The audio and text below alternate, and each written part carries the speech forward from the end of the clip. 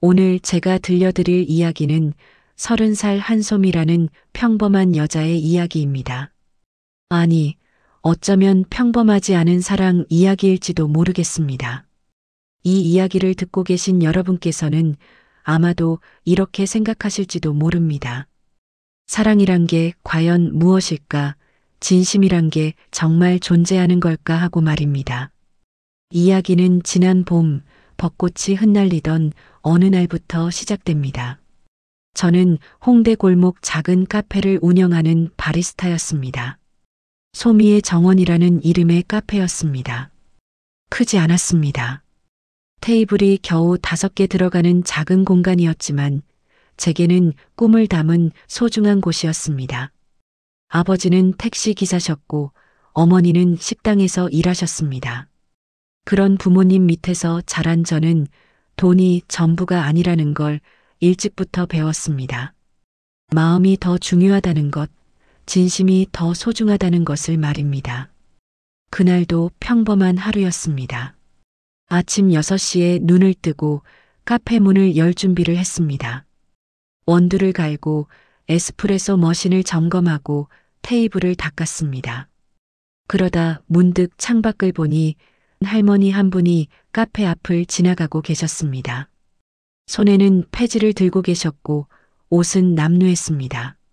저는 망설이지 않고 문을 열었습니다. 할머니, 잠깐만요. 제가 불렀을 때 할머니는 놀란 듯 뒤돌아보셨습니다.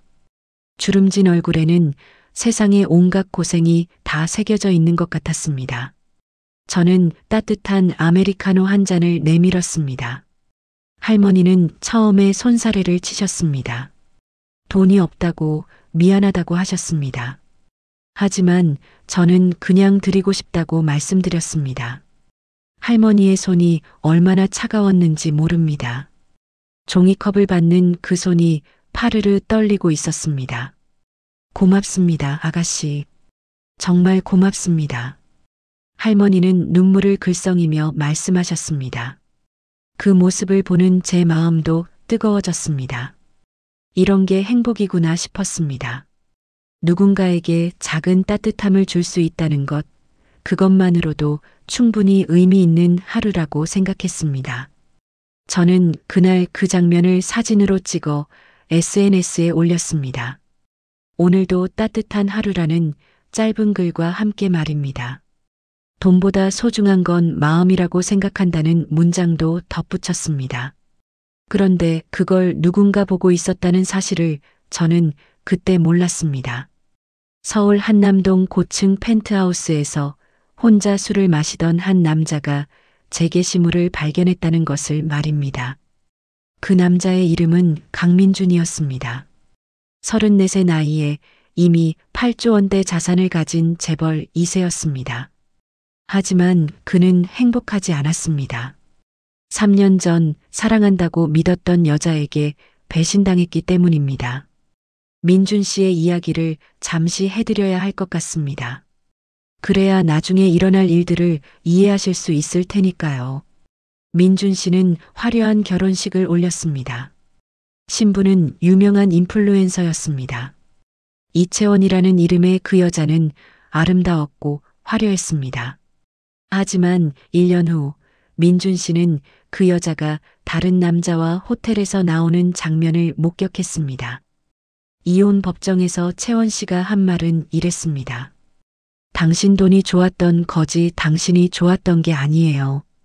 그 말을 들은 민준 씨의 마음이 얼마나 무너졌을지 상상이 가시나요? 사랑한다고 믿었던 사람이 실은 자신의 재산만 노렸다는 사실을 안 순간의 충격 말입니다.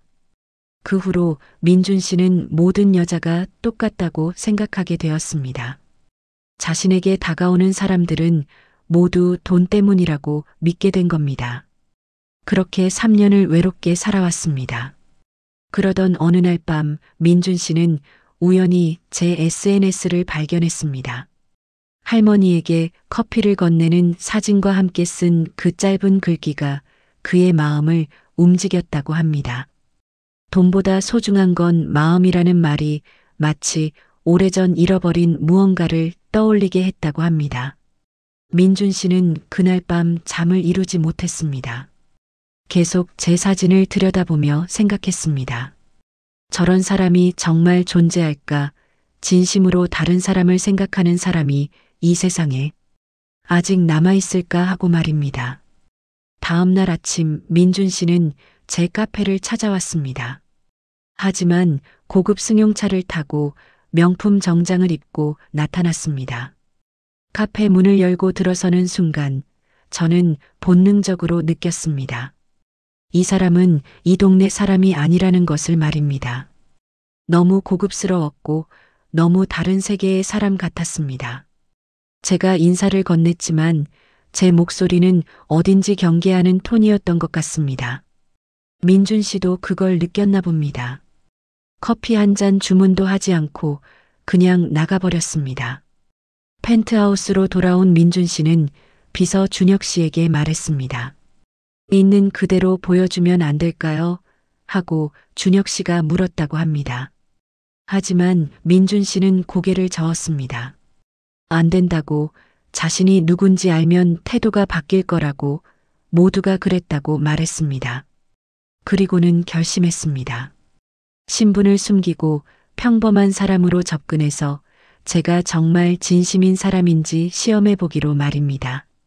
준혁 씨는 말렸습니다. 이건 사기라고, 거짓말로 시작하면 나중에 문제가 생긴다고 했습니다. 하지만 민준 씨는 듣지 않았습니다.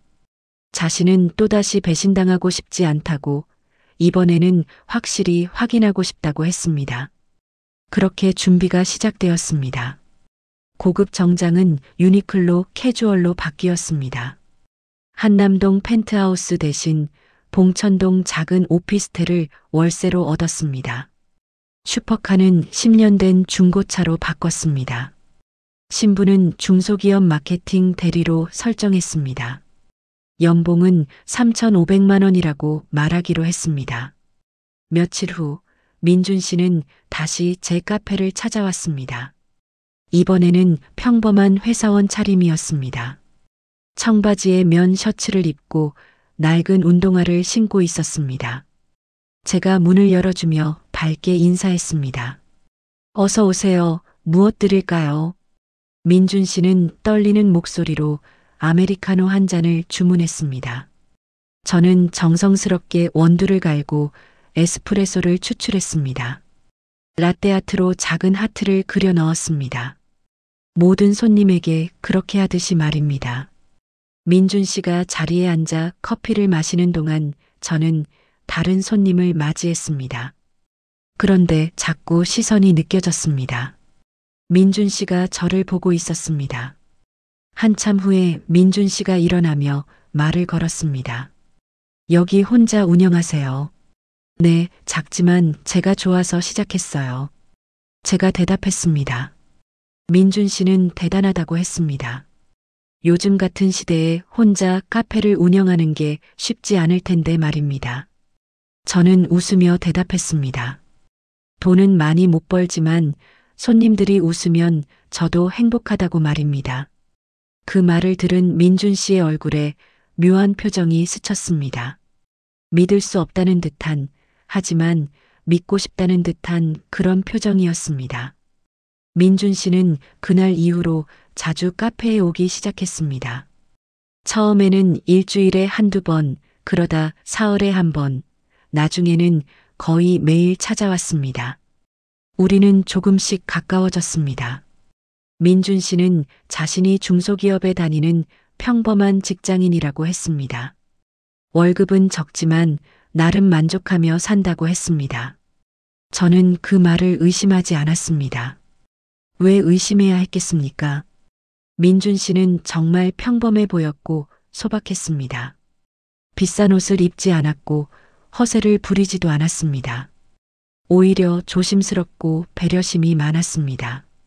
어느 날 저녁 민준 씨가 저를 한강공원으로 데이트 신청을 했습니다. 저는 설렜습니다. 오랜만에 느끼는 감정이었습니다. 우리는 한강 다리 위를 걸었습니다. 봄바람이 불었고 벚꽃이 흩날렸습니다. 민준 씨는 제 옆에서 조용히 걸었습니다.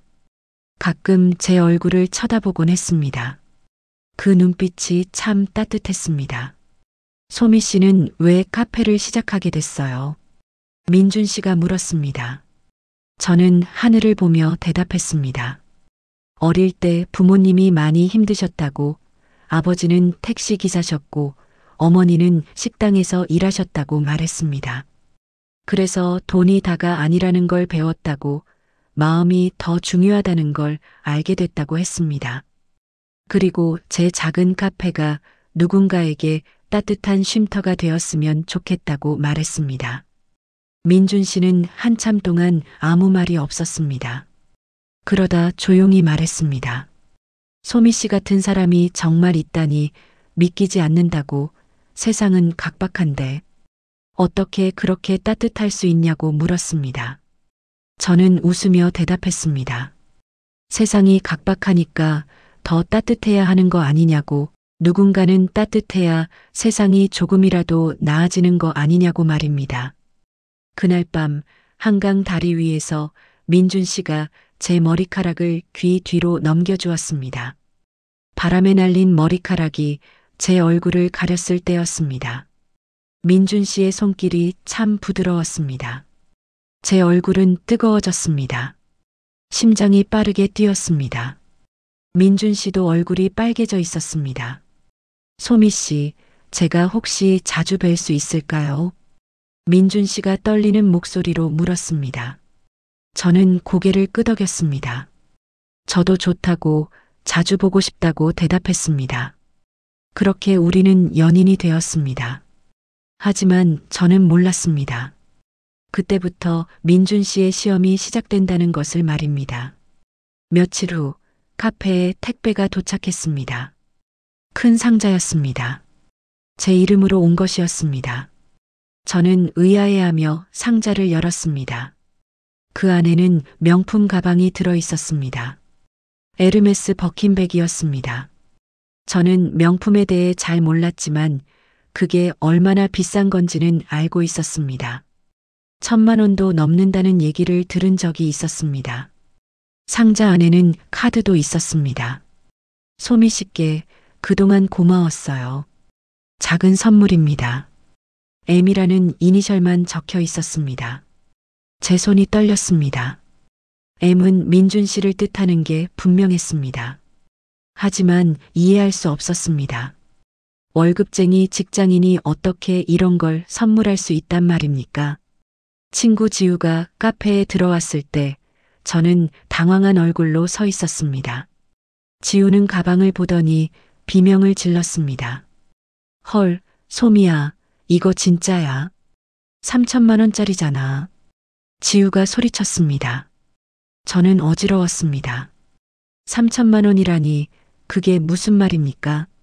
민준 씨의 연봉이 3,500만 원이라고 했는데 어떻게 이런 걸 살 수 있단 말입니까? 지우는 받으라고 했습니다. 이런 기회가 어디 있냐고, 미친 거 아니냐고 했습니다. 하지만 저는 고개를 저었습니다. 뭔가 잘못됐다고, 이건 아니라고 느껴졌습니다. 저는 떨리는 손으로 민준 씨에게 전화를 걸었습니다. 민준 씨는 전화를 받았습니다. 혹시 제게 선물 보내셨어요? 제가 물었습니다. 민준 씨는 잠시 침묵하다가 네라고 대답했습니다. 저는 숨을 깊이 들이쉬었습니다. 이거 너무 부담스러워요. 제가 말했습니다. 민준 씨는 의외라는 듯 물었습니다. 왜요? 전 비싼 게 좋은 게 아니에요. 제가 말했습니다. 목소리가 떨렸습니다. 진심이 담긴 게 좋아요. 이거 돌려드릴게요. 그 돈으로 어려운 분들 도와주세요. 그렇게 말하고 전화를 끊었습니다. 손이 계속 떨렸습니다. 왜 이렇게 마음이 불편한지 모르겠었습니다. 민준 씨는 펜트하우스에서 멍하니 앉아 있었다고 합니다. 준혁 씨가 물었습니다. 어떻게 됐냐고요? 민준 씨는 대답했습니다. 거절했다고, 3,000만 원짜리를 거절했다고 말입니다. 준혁 씨는 미소를 지었습니다. 다행이라고, 진짜를 만난 것 같다고 말했습니다. 하지만 민준 씨는 확신하지 못했습니다. 아직 더 확인해 봐야 한다고 생각했습니다. 다음 날 민준 씨가 카페에 왔습니다. 미안하다고 했습니다. 자신이 너무 앞서갔다고 보너스를 모아서 산 거라고 둘러댔습니다. 저는 민준 씨의 손을 잡았습니다. 괜찮다고 다음부터는 마음만 담아달라고 했습니다. 그게 저한테는 더 소중하다고 말했습니다. 민준 씨는 제 손을 꼭 잡았습니다. 그 눈빛에 뭔가 복잡한 감정이 서려 있었지만 저는 알아차리지 못했습니다. 그로부터 한 달이 지났습니다. 우리는 더 가까워졌습니다. 주말이면 함께 시간을 보냈습니다. 비싼 레스토랑이 아니라 분식집에서 떡볶이를 먹었습니다. 고급 카페가 아니라 한강에서 라면을 끓여 먹었습니다. 영화를 보러 가면 팝콘을 나눠 먹었습니다. 저는 이런 소소한 순간들이 좋았습니다. 민준 씨도 행복해 보였습니다. 하지만 어느 날 민준 씨의 표정이 심상치 않았습니다. 카페에 들어서는 얼굴이 어두웠습니다. 무슨 일 있어요? 제가 물었습니다. 민준 씨는 한참을 망설이다가 말했습니다. 회사에서 잘렸다고 구조조정으로 해고됐다고 했습니다. 저는 깜짝 놀랐습니다. 민준 씨의 손을 꼭 잡았습니다. 괜찮다고 다시 일어설 수 있다고 위로했습니다. 하지만 민준 씨는 고개를 저었습니다. 괜찮지 않다고 월세도 밀렸고 카드값도 못 갚았다고 했습니다.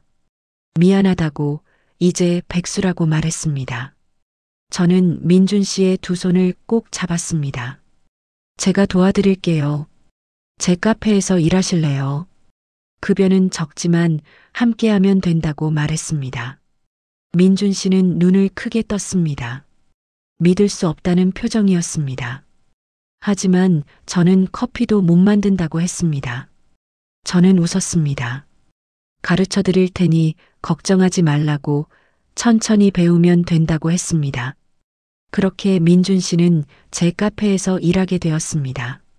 앞치마를 두르고 서툴게 커피를 만드는 민준 씨의 모습이 참 귀여웠습니다.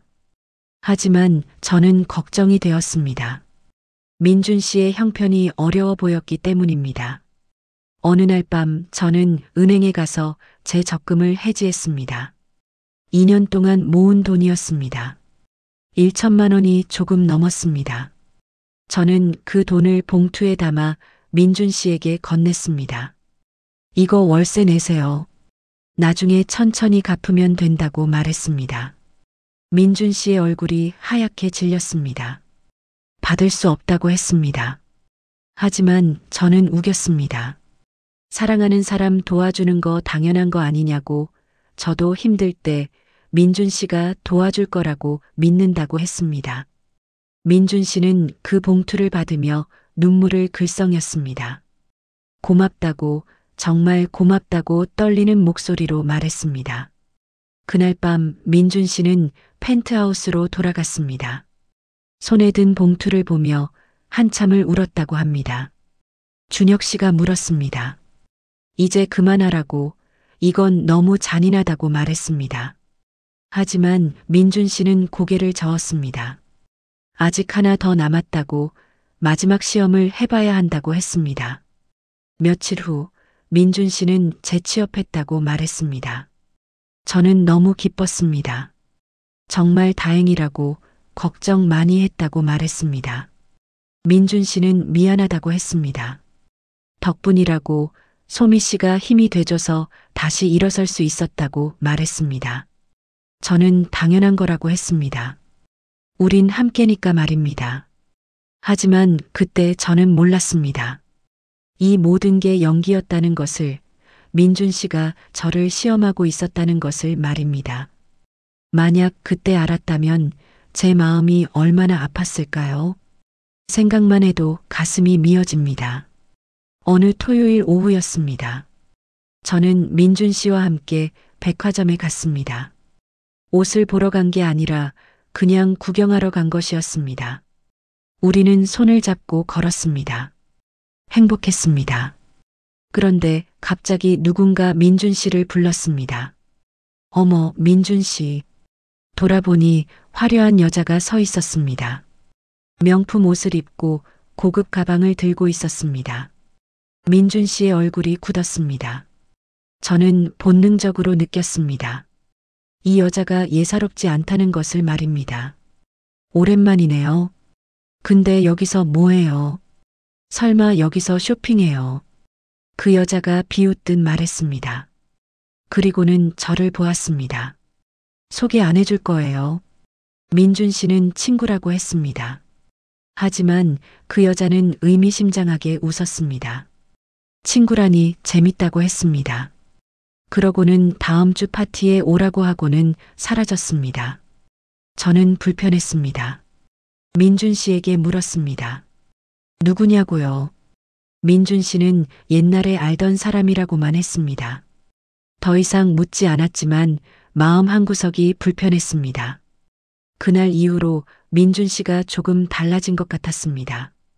가끔 멍하니 있을 때가 있었고 제게 미안하다는 말을 자주 했습니다.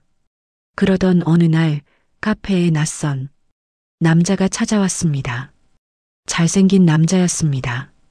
고급 정장을 입고 있었고 분위기가 민준 씨와는 달랐습니다. 더 화려하고 더 자신감 넘쳤습니다. 그 남자는 제 앞에 앉으며 말했습니다. 여기 소문 듣고 왔습니다. 커피 정말 맛있다면서요. 저는 밝게 웃으며 감사하다고 인사했습니다. 아메리카노를 내드렸습니다. 그 남자는 한 모금 마시고는 정말 맛있다고 했습니다. 그러고는 명함을 꺼냈습니다. 강우진, 5호투자 대표라고 적혀 있었습니다. 그 남자는 말했습니다. 혹시 매장 확장 계획이 있냐고 자신이 투자자인데 관심 있으면 연락 달라고 했습니다. 저는 정중히 거절했습니다. 아직은 그럴 계획이 없다고 말했습니다. 하지만 우진 씨는 명함을 두고 갔습니다. 생각해 보라고 했습니다. 그날 저녁 민준 씨가 카페에 왔을 때 우진 씨 이야기를 했습니다. 민준 씨의 표정이 묘하게 변했습니다. 그 사람 조심하라고 했습니다. 뭔가 수상하다고 말했습니다. 우진 씨는 그 후로도 자주 카페에 왔습니다. 매번 비싼 꽃다발을 가져왔고 투자 이야기를 꺼냈습니다. 저는 부담스러웠습니다. 민준 씨도 점점 예민해졌습니다. 전화할 때마다 우진 씨가 또 왔냐고 물었습니다. 질투하는 것 같았습니다. 저는 웃으며 걱정하지 말라고 했습니다. 제게는 민준 씨밖에 없다고 말했습니다. 그러던 어느 날 우진 씨가 정식으로 제안을 했습니다. 5억을 투자하겠다고 했습니다. 프랜차이즈로 키워보자고 했습니다. 저는 놀랐습니다. 5억이라니 상상도 할 수 없는 금액이었습니다. 하지만 우진 씨는 거기서 멈추지 않았습니다. 그리고 사장님, 저랑 사귀시면 더 좋겠습니다. 저는 당황했습니다. 손을 저으며 말했습니다. 저는 이미 연인이 있다고 죄송하지만 투자도 사귐도 사양하겠다고 했습니다. 우진 씨는 의아하다는 듯 물었습니다. 그 평범한 회사원 말이냐고 자신은 재벌 2세인데 왜 거절하냐고 물었습니다. 저는 똑바로 우진 씨를 보며 말했습니다. 죄송하지만 제 인생은 돈으로 바뀌지 않습니다. 그리고 전 민준 씨가 좋습니다. 재벌이든 회사원이든 상관없습니다. 마음이 중요한 거지 돈이 중요한 게 아닙니다. 그렇게 말하고 우진 씨에게 돌아가 달라고 했습니다. 우진 씨는 놀란 표정이었습니다. 진심이냐고 물었습니다. 저는 고개를 끄덕였습니다. 우진 씨는 한참을 저를 바라보다가 일어났습니다. 알겠다고 했습니다. 그리고는 카페를 나갔습니다. 저는 한숨을 쉬었습니다. 왠지 모르게 마음이 불편했습니다. 그날 밤 민준 씨에게 전화가 왔습니다. 목소리가 떨리고 있었습니다. 내일 저녁에 만날 수 있냐고 물었습니다. 중요한 이야기가 있다고 했습니다. 저는 물론이라고 대답했습니다. 설렜습니다. 무슨 이야기일까 궁금했습니다. 하지만 그날 제 인생에서 가장 끔찍한 일이 벌어졌습니다. 저녁 약속 시간 2시간 전 카페에 그 여자가 찾아왔습니다. 백화점에서 봤던 그 화려한 여자였습니다. 채원 씨라고 자기소개를 했습니다. 그리고는 제 앞에 앉았습니다. 사장님, 민준 씨 알죠? 저는 고개를 끄덕였습니다. 채원 씨는 웃었습니다. 차갑고 비웃는 듯한 웃음이었습니다. 전 민준 씨 전 부인입니다. 저는 숨이 멎는 것 같았습니다. 전 부인이라니, 민준 씨가 결혼했던 사람이라니요. 채원 씨는 계속 말했습니다. 민준 씨가 누군지 아세요? 저는 고개를 저었습니다. 회사원이라고만 알고 있다고 대답했습니다. 채원 씨는 비웃었습니다. 그리고는 스마트폰을 꺼내 사진들을 보여주기 시작했습니다. 거대한 펜트하우스 사진이었습니다. 고급 슈퍼카 사진이었습니다. 신문 기사들이었습니다. 강민그룹 부회장이라는 제목이 보였습니다. 저는 손이 떨렸습니다. 이게 무슨 소리냐고 물었습니다. 채원 씨는 차갑게 말했습니다. 강민그룹 부회장이라고, 자산 8조 원이라고, 민준 씨가 당신한테 거짓말한 거라고 말했습니다. 평범한 회사원이라고 했지만 실은 재벌이라고, 봉천동 오피스텔도 다 연기라고 했습니다. 제 머릿속이 하얗게 변했습니다. 이해할 수 없었습니다. 왜 민준 씨가 그런 거짓말을 했을까요? 채원 씨는 계속 말했습니다. 당신을 시험한 거라고, 돈 때문에 다가온 게 아닌지 확인하려고 했다고 말했습니다. 웃기지 않냐고, 당신은 진짜 진심이었는데 시험을 당한 거라고 했습니다. 저는 숨을 쉴 수가 없었습니다. 가슴이 찢어지는 것 같았습니다. 눈물이 쏟아졌습니다. 채원 씨는 일어서며 말했습니다. 불쌍하다고, 민준 씨는 원래 그런 사람이라고 했습니다. 사람을 믿지 못한다고, 모두를 의심한다고 말했습니다. 채원 씨가 나간 후 저는 카페 바닥에 주저앉았습니다. 울음이 터져 나왔습니다. 제가 바보였습니다. 정말 순진한 바보였습니다. 모든 게 거짓말이었다니, 그 따뜻했던 순간들이 다 연기였다니 믿을 수가 없었습니다. 적금을 깨서 건넨 그 돈은 뭐였습니까? 밤새 걱정했던 제 마음은 뭐였습니까? 다 우스운 일이었던 겁니까? 친구 지우에게 전화했습니다. 목이 메어 말이 나오지 않았습니다. 지우야, 나 어떡해. 민준 씨가 거짓말쟁이였어. 전부 다 거짓말이었어. 저는 울면서 말했습니다. 지우는 당장 카페로 달려왔습니다. 저를 안아주었습니다. 괜찮다고, 울지 말라고 했지만 저는 멈출 수가 없었습니다. 그날 저녁 민준 씨가 카페로 왔습니다. 약속 시간이었습니다. 저는 짐을 싸고 있었습니다.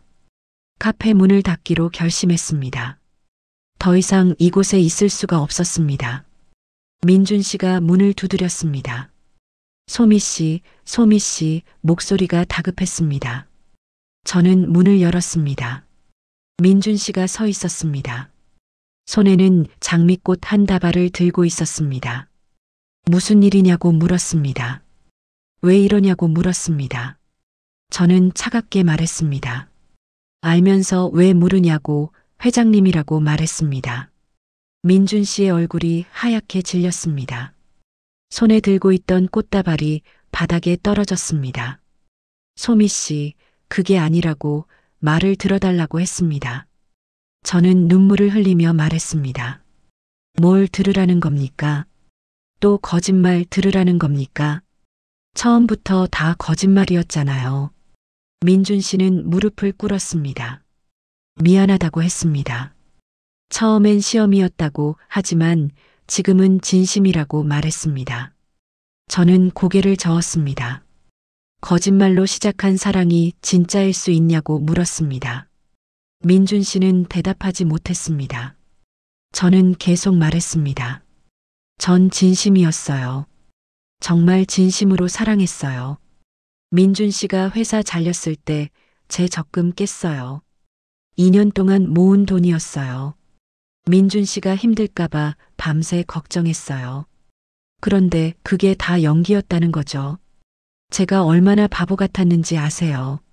저는 울면서 말했습니다. 민준 씨도 울고 있었습니다. 미안하다고, 정말 미안하다고 계속 말했습니다. 하지만 저는 더 이상 들을 수 없었습니다. 이제 그만 가달라고 했습니다. 다시는 보고 싶지 않다고 말했습니다. 전 가난하고 평범한 사람이라고, 회장님 세계랑은 안 맞는다고, 처음부터 불가능했다고 말했습니다. 민준 씨는 그런 거 신경 안 쓴다고 소리쳤습니다.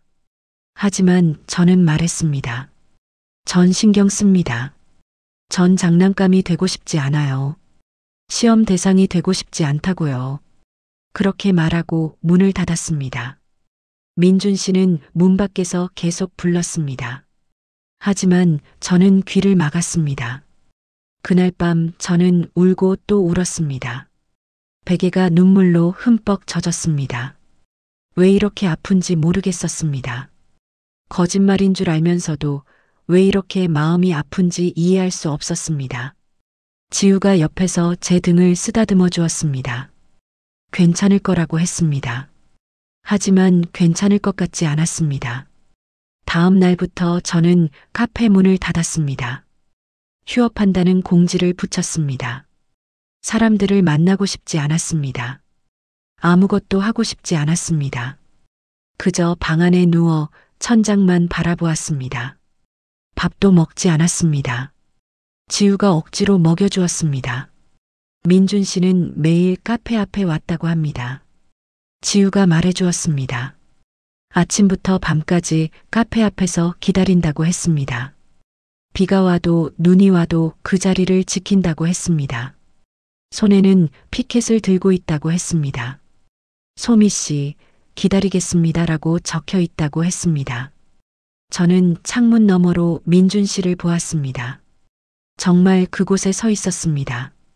비에 흠뻑 젖은 채로 서 있었습니다. 떨고 있었습니다. 하지만 저는 문을 열지 않았습니다. 아직 용서할 수 없었습니다. 마음이 너무 아팠습니다. 일주일이 지났습니다.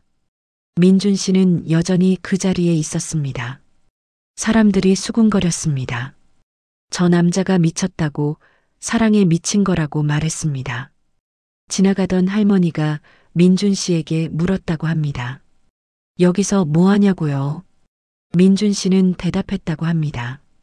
사랑하는 사람을 기다린다고, 이 정도는 아무것도 아니라고 말했다고 합니다. 그리고 민준 씨는 제 부모님을 찾아갔습니다. 아버지의 택시에 타서 말씀드렸다고 합니다. 소미 씨를 사랑한다고, 잘못을 저질렀다고 용서를 구했다고 합니다. 아버지는 화가 나셨다고 합니다. 우리 딸을 울린 놈이라고 용서할 수 없다고 하셨답니다.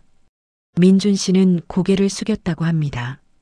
알고 있다고 하지만 평생 소미 씨를 지키고 싶다고 말했답니다. 어머니는 말씀하셨답니다. 우리가 판단할 문제가 아니라고, 소미가 용서하면 우리도 용서한다고 하셨답니다. 어머니가 저를 찾아오셨습니다. 민준 씨 이야기를 해주셨습니다. 정말 진심 같더라고 하셨습니다. 일주일 동안 카페 앞에서 기다린다고, 비 맞고 있다고 하셨습니다. 하지만 저는 고개를 저었습니다. 아직 용서할 수 없다고 말씀드렸습니다. 그날 밤 폭우가 쏟아졌습니다. 천둥이 쳤고 번개가 쳤습니다. 저는 창문으로 달려갔습니다. 민준 씨가 보였습니다. 여전히 그 자리에 서 있었습니다. 온몸이 비에 젖어 있었습니다. 떨고 있었습니다. 쓰러질 것 같았습니다. 저는 더 이상 참을 수 없었습니다. 문을 열고 뛰어나갔습니다. 민준 씨, 제가 불렀습니다. 민준 씨가 고개를 들었습니다. 얼굴이 창백했습니다. 입술이 파랗게 질려 있었습니다. 들어와요. 제가 말했습니다. 감기 걸리겠어요. 들어오라고요. 민준 씨는 비틀거리며 카페 안으로 들어왔습니다. 저는 타월을 가져다 주었습니다. 민준 씨는 떨리는 손으로 받았습니다. 고맙다고 작은 목소리로 말했습니다. 우리는 한참 동안 말이 없었습니다. 침묵만이 흘렀습니다. 왜 이렇게까지 하세요? 제가 먼저 입을 열었습니다. 민준 씨는 저를 똑바로 보았습니다. 당신 없인 못 살겠습니다. 민준 씨가 말했습니다. 목소리가 떨렸습니다. 저는 고개를 돌렸습니다. 눈물이 날 것 같았습니다. 민준 씨는 말을 이었습니다. 처음엔 시험이었습니다. 인정합니다. 전 부인한테 배신당했습니다. 돈 때문에 저랑 결혼했다가 바람을 피웠습니다. 그 후로 모든 여자가 무서웠습니다. 내 돈만 보는 것 같아서요. 그래서 당신을 시험했습니다. 정말 미안합니다. 저는 눈물을 흘렸습니다. 그래서 날 시험한 거냐고 물었습니다. 민준 씨는 고개를 끄덕였습니다. 하지만 계속 말했습니다. 근데 시험하면서 알았습니다. 당신이 얼마나 따뜻한 사람인지요. 할머니에게 커피 줄 때, 제게 적금 깨서 줄 때, 5억 투자 거절할 때, 전 무너졌습니다. 민준 씨의 목소리가 떨렸습니다. 시험한 게 아니라 제가 시험받았습니다. 당신한테요. 당신이 제게 가르쳐 줬습니다. 진짜 사랑이 뭔지, 진심이 뭔지요. 전 재벌이 아니라 그냥 당신을 사랑하는 남자입니다. 민준 씨는 제 손을 잡았습니다. 저는 손을 빼려고 했습니다. 하지만 민준 씨가 더 꽉 잡았습니다. 제발 용서해 주세요. 평생 당신만 사랑하겠습니다. 거짓말 안 하겠습니다. 진심으로 당신을 지키겠습니다. 저는 울음을 터뜨렸습니다. 참았던 감정이 한꺼번에 쏟아졌습니다. 바보, 진작 말하지 그랬어요.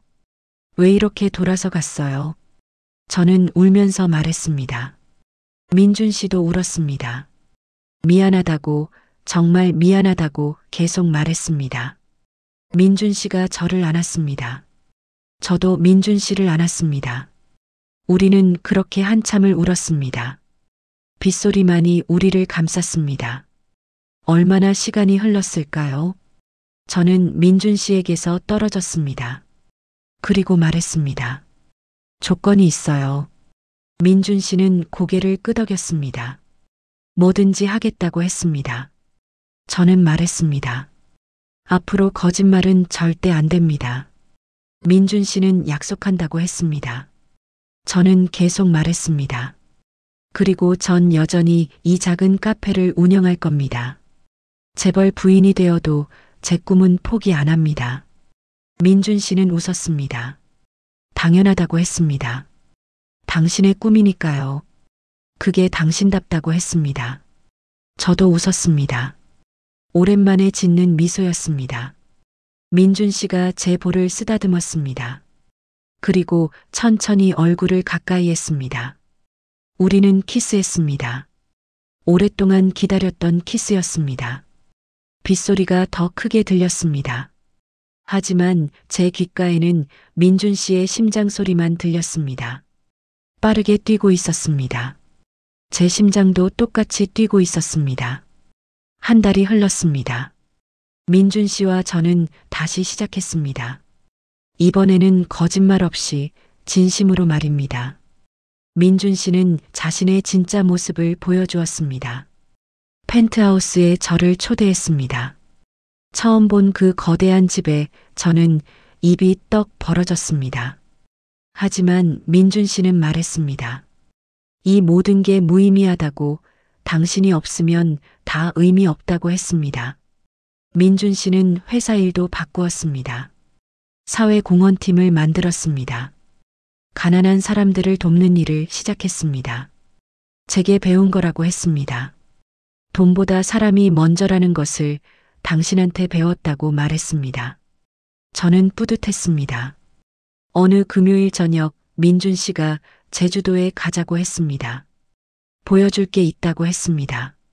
저는 궁금했습니다. 우리는 제주도행 비행기를 탔습니다. 제주도 바다는 아름다웠습니다. 파란 하늘과 푸른 바다가 한눈에 들어왔습니다. 민준 씨는 저를 어느 작은 카페로 데려갔습니다. 바닷가에 있는 카페였습니다. 문 위에는 간판이 걸려 있었습니다.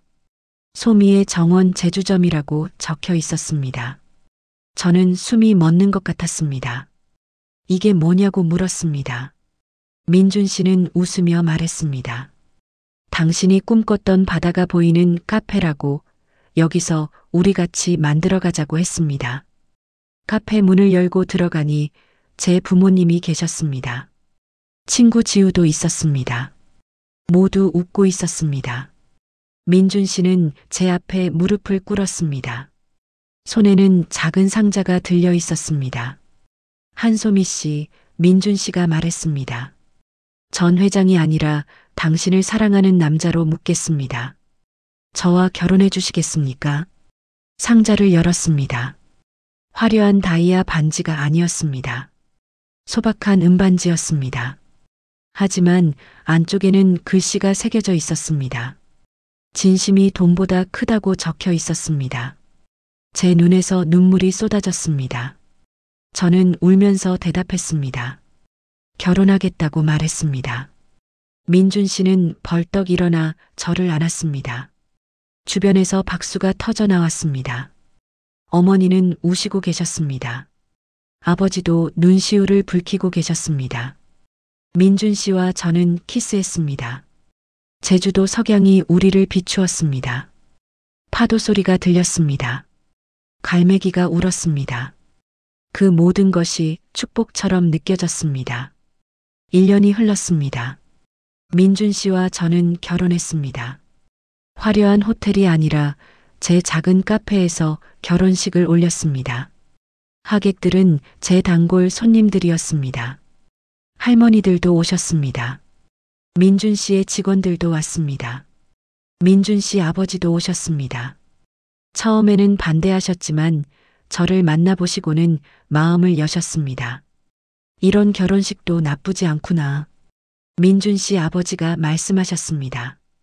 저는 감사하다고 인사드렸습니다. 아버지는 웃으시며 제 손을 잡아주셨습니다. 우리 며느리라고 잘 부탁한다고 하셨습니다. 소미의 정원은 체인으로 확장되었습니다.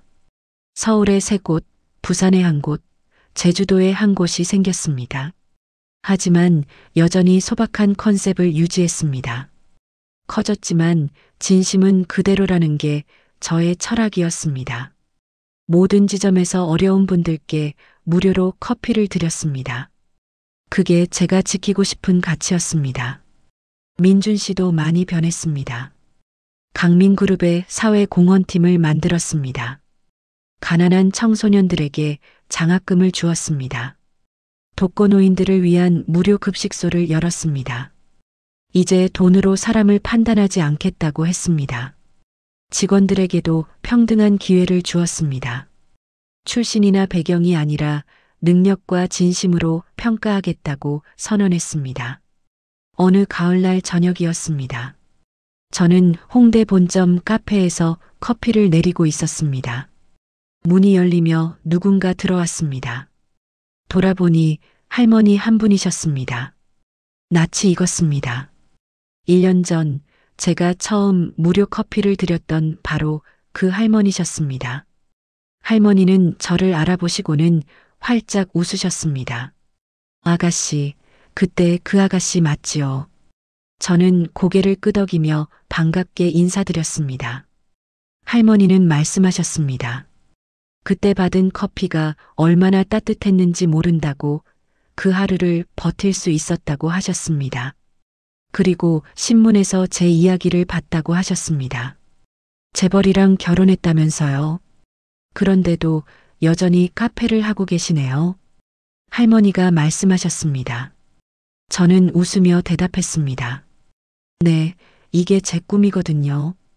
돈보다 소중한 게 있다고 생각해요. 할머니는 제 손을 꼭 잡으셨습니다. 복 받을 거라고, 착한 사람은 복 받는다고 하셨습니다. 제 눈가가 뜨거워졌습니다. 그날 저녁 민준 씨가 카페로 저를 데리러 왔습니다. 이제는 매일 저를 데리러 왔습니다. 아무리 바빠도 시간을 냈습니다. 저를 소중히 여긴다는 걸 행동으로 보여주었습니다. 우리는 손을 잡고 카페를 나섰습니다. 차 안에서 민준 씨가 물었습니다. 오늘 하루 어땠어요? 저는 할머니 이야기를 해주었습니다. 1년 전에 커피 드렸던 할머니가 오셨다고, 고맙다고, 인사하러 오셨다고 말했습니다. 민준 씨는 웃었습니다.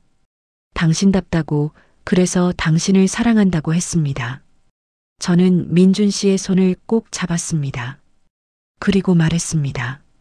그때 당신이 저를 시험했던 거 아직도 생각나요? 민준 씨는 미안하다는 표정을 지었습니다. 하지만 저는 웃으며 말했습니다. 이제는 괜찮아요. 그 일이 없었다면 우리가 여기까지 오지 못했을 거예요. 민준 씨는 고개를 가로저었습니다. 아니라고, 그건 제 잘못이었다고 했습니다. 하지만 저는 말했습니다. 그 일로 우리는 진짜 사랑이 뭔지 배웠어요. 시험이 아니라 믿음이라는 걸, 의심이 아니라 진심이라는 걸 배웠잖아요. 그러니까 이제는 정말 괜찮아요. 민준 씨는 차를 세웠습니다. 그리고 저를 바라보았습니다. 눈빛이 촉촉했습니다. 당신을 만난 게 제 인생 최고의 행운입니다. 민준 씨가 말했습니다. 저도 똑같이 대답했습니다. 저도요. 당신을 만나서 정말 행복해요. 우리는 키스했습니다. 차창 밖으로 서울의 야경이 반짝였습니다. 수많은 불빛들이 빛나고 있었습니다. 그 불빛들만큼이나 제 마음도 빛나고 있었습니다. 겨울이 왔습니다. 첫눈이 내리던 날, 저는 카페에서 창밖을 바라보고 있었습니다. 눈송이가 소복이 쌓이고 있었습니다. 아름다웠습니다. 그때 배가 콕 쑤셨습니다. 요즘 자주 그랬습니다. 속도 안 좋았습니다. 지우가 말했습니다. 소미야, 병원 가봐. 뭔가 이상해. 저는 괜찮다고 했습니다. 피곤해서 그런 거라고 했습니다. 하지만 지우는 우겼습니다. 그래서 저는 병원에 갔습니다. 민준 씨도 함께 갔습니다. 검사를 받았습니다. 의사 선생님이 웃으며 말씀하셨습니다. 축하드립니다. 임신하셨어요. 저는 귀를 의심했습니다.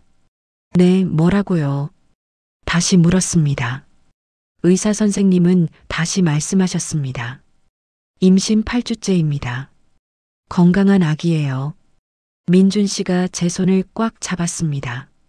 떨리고 있었습니다. 저를 보는 눈빛에 눈물이 가득했습니다. 정말이에요. 우리 아기가 생긴 거예요. 민준 씨가 물었습니다. 저는 고개를 끄덕였습니다. 그리고 울음이 터져 나왔습니다. 기쁨의 눈물이었습니다. 병원을 나오는 길에 민준 씨가 저를 안았습니다.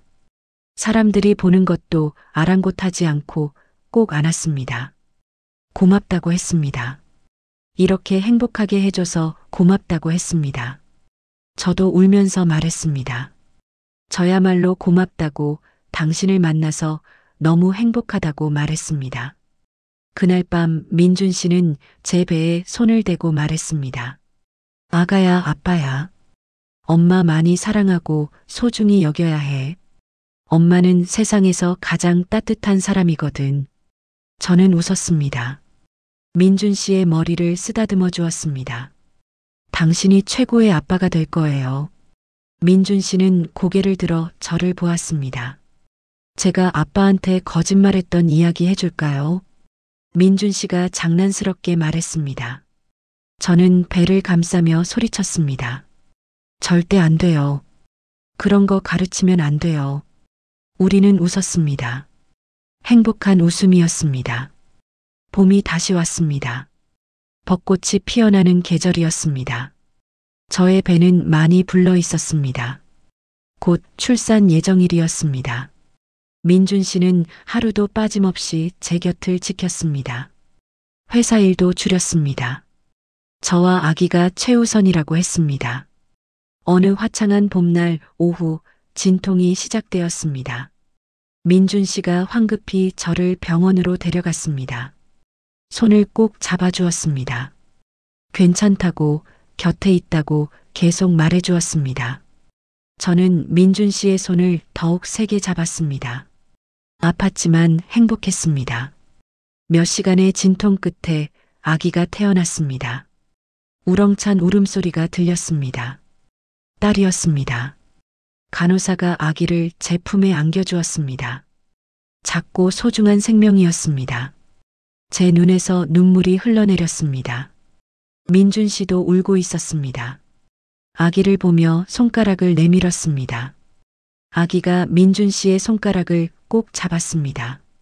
민준 씨는 흐느꼈습니다. 고맙다고, 정말 고맙다고 계속 말했습니다. 저는 민준 씨의 손을 잡았습니다. 우리는 그렇게 셋이서 함께 있었습니다. 딸의 이름은 강서진이라고 지었습니다. 진심진자를 썼습니다. 진심으로 살아가라는 의미였습니다. 돈보다 마음이 중요하다는 것을, 사랑이 가장 소중하다는 것을 알려주고 싶었습니다. 서진이는 무럭무럭 자랐습니다. 어느새 돌이 되었습니다. 돌잔치도 카페에서 소박하게 했습니다. 화려한 호텔 대신 제가 사랑하는 작은 공간에서 말입니다. 하객들은 가족과 친구들, 그리고 단골 손님들이었습니다. 할머니들도 오셨습니다. 모두가 서진이를 축복해 주었습니다. 서진이가 돌잡이를 할 때였습니다. 여러 물건들이 놓여 있었습니다.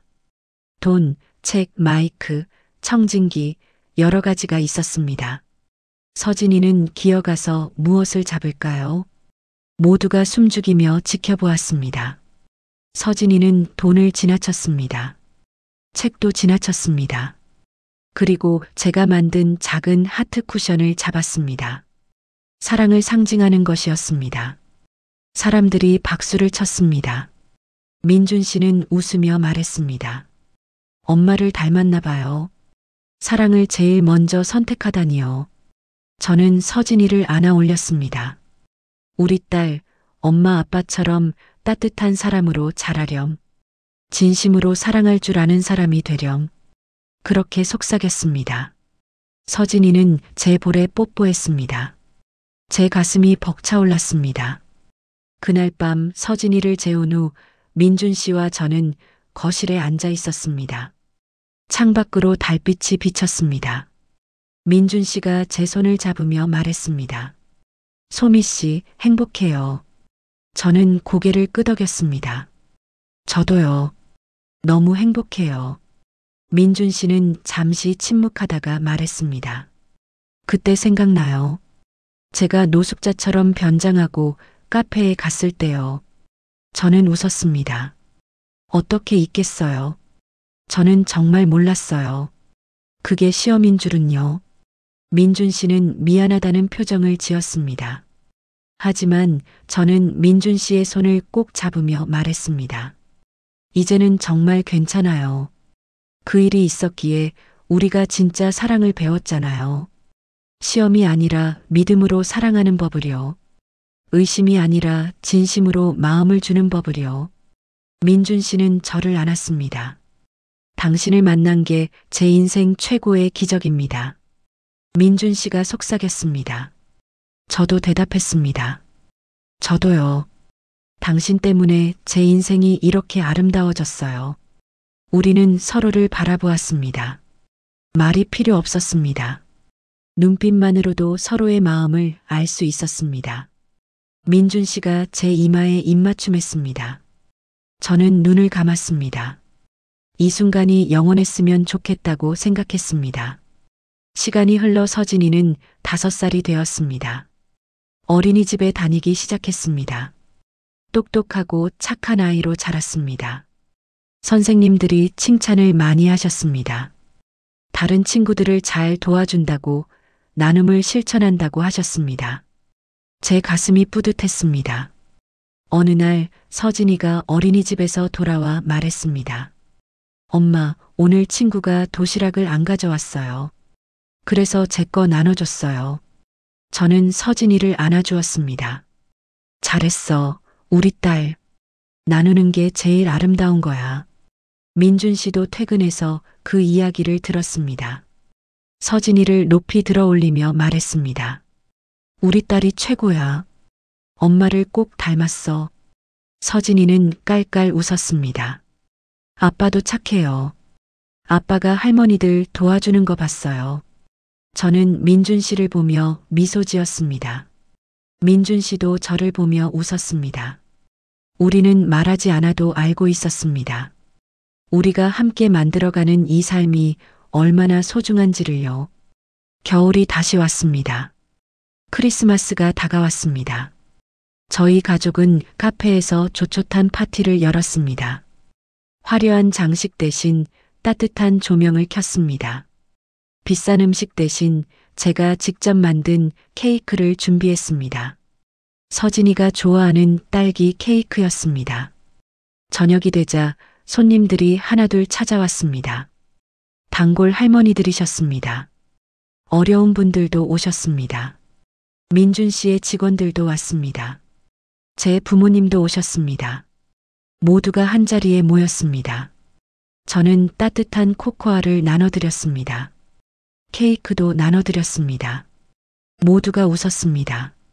행복한 표정들이었습니다. 제 가슴이 벅차올랐습니다. 이게 제가 꿈꿨던 모습이었습니다. 작지만 따뜻한 공간에서 사람들과 함께 웃는 것 말입니다. 민준 씨가 제 옆으로 와서 어깨를 감쌌습니다. 고맙다고 속삭였습니다. 당신 덕분에 진짜 행복이 뭔지 알았다고 했습니다. 저는 민준 씨의 손을 잡았습니다. 우리 함께 만든 거예요. 당신이 없었다면 불가능했어요. 서진이가 케이크 초를 불었습니다. 작은 손을 모으고 소원을 빌었습니다. 무슨 소원 빌었냐고 물으니 서진이가 말했습니다. 엄마 아빠랑 오래오래 행복하게 사는 거요. 제 눈에서 눈물이 났습니다. 민준 씨도 눈시울이 붉어졌습니다. 그날 밤 모든 손님이 돌아가고 저희 가족만 남았습니다. 서진이는 민준 씨 무릎에서 잠들어 있었습니다. 저는 두 사람을 바라보았습니다. 제 전부였습니다. 제 세상 전부가 이 작은 공간에 있었습니다. 민준 씨가 조용히 말했습니다. 소미 씨, 그거 알아요. 저는 고개를 갸우뚱했습니다. 민준 씨는 계속 말했습니다. 제가 당신을 시험했다고 생각했는데 사실은 제가 시험받았던 거예요. 인생을 어떻게 살아야 하는지, 진짜 가치가 뭔지 당신한테 배웠어요. 저는 민준 씨의 손을 잡았습니다. 우리 서로한테 배운 거예요. 전 당신한테 용기를 배웠어요. 상처받아도 다시 사랑할 수 있는 용기요. 민준 씨는 고개를 끄덕였습니다. 그리고 작게 웃었습니다. 창밖으로 눈이 내리기 시작했습니다. 하얀 눈송이가 소복이 쌓이고 있었습니다. 세상이 하얗게 물들어가고 있었습니다. 저는 창밖을 바라보며 생각했습니다. 참 많은 일이 있었구나. 슬프고 아픈 일도 있었지만 결국 이렇게 행복하게 되었구나. 민준 씨가 물었습니다. 뭐 생각해요? 저는 웃으며 대답했습니다. 우리 이야기요. 처음 만났을 때부터 지금까지요. 참 드라마 같지 않아요. 민준 씨는 웃었습니다. 그러게요. 누가 믿을까요? 재벌이 신분 숨기고 평범한 여자 시험했다는 이야기를요. 하지만 저는 말했습니다. 그게 중요한 게 아니에요. 우리가 서로를 진심으로 사랑하게 됐다는 게 중요한 거죠. 과정이 어땠든 결국 진심이 통했잖아요. 민준 씨는 고개를 끄덕였습니다. 당신 말이 맞아요. 진심은 결국 통하는 거니까요. 몇 년이 더 흘렀습니다. 서진이는 초등학생이 되었습니다. 저희 카페는 더 많은 지점을 열었습니다. 전국에 10곳이 넘었습니다. 하지만 초심은 잃지 않았습니다. 모든 지점에서 어려운 분들께 따뜻한 커피를 드렸습니다. 나눔을 실천했습니다. 민준 씨도 회사에서 많은 변화를 일으켰습니다. 직원 복지를 대폭 늘렸습니다. 출신이나 학벌로 차별하지 않는 채용 시스템을 만들었습니다. 능력과 인성을 보는 시스템이었습니다. 많은 기업들이 강민그룹을 본받기 시작했습니다. 어느 가을날 저희 가족은 한강을 걸었습니다. 서진이가 앞서 뛰어다녔습니다. 낙엽을 주우며 즐거워했습니다. 저와 민준 씨는 손을 잡고 천천히 걸었습니다. 따뜻한 오후였습니다. 민준 씨가 말했습니다. 소미 씨, 우리 여기서 처음 데이트했죠? 저는 고개를 끄덕였습니다. 그러게요. 벌써 10년이 넘었네요. 시간 참 빠르죠. 민준 씨는 멈춰서서 저를 바라보았습니다. 그때 생각나요. 제가 당신 머리카락 넘겨줬을 때요. 저는 웃었습니다. 어떻게 잊겠어요. 그때 심장이 얼마나 빨리 뛰었는지 몰라요. 민준 씨도 웃었습니다. 저도요. 떨려서 손이 후들거렸어요. 우리는 웃었습니다. 그때의 기억이 생생했습니다. 서진이가 달려왔습니다. 엄마 아빠 이거 봐요. 손에 예쁜 낙엽을 들고 있었습니다. 저는 서진이를 안아 올렸습니다. 우와, 정말 예쁘다. 우리 딸이 찾은 거야. 서진이는 뿌듯해하며 웃었습니다. 민준 씨가 저희 모녀를 사진으로 찍었습니다. 한강을 배경으로 찍은 사진이었습니다. 나중에 그 사진을 보니 우리 모두 행복하게 웃고 있었습니다. 진짜 행복한 표정이었습니다. 꾸미지 않은 자연스러운 미소였습니다. 그날 저녁 집으로 돌아와 저는 오래된 상자를 꺼냈습니다. 추억이 담긴 상자였습니다. 그 안에는 민준 씨가 처음 카페에 왔을 때 남긴 영수증이 있었습니다. 아메리카노 한 잔이라고 적혀 있었습니다. 그때는 몰랐습니다. 그 사람이 제 인생을 바꿀 사람인 줄은요. 명함도 있었습니다. 민준 씨가 평범한 회사원이라고 했을 때 받은 명함이었습니다. 지금 보니 웃깁니다. 가짜 명함이었으니까요. 하지만 그 명함 뒤에는 진심이 숨어 있었습니다. 은반지도 있었습니다. 민준 씨가 프로포즈할 때 끼워준 반지였습니다. 진심이 돈보다 크다고 새겨진 반지였습니다. 저는 그 반지를 손에 쥐었습니다. 아직도 따뜻했습니다. 민준 씨가 방에 들어왔습니다. 뭐 보고 있어요? 저는 상자를 보여주었습니다. 우리 추억이요. 민준 씨는 옆에 앉았습니다. 함께 추억을 꺼내 보았습니다. 각자의 물건마다 이야기가 있었습니다.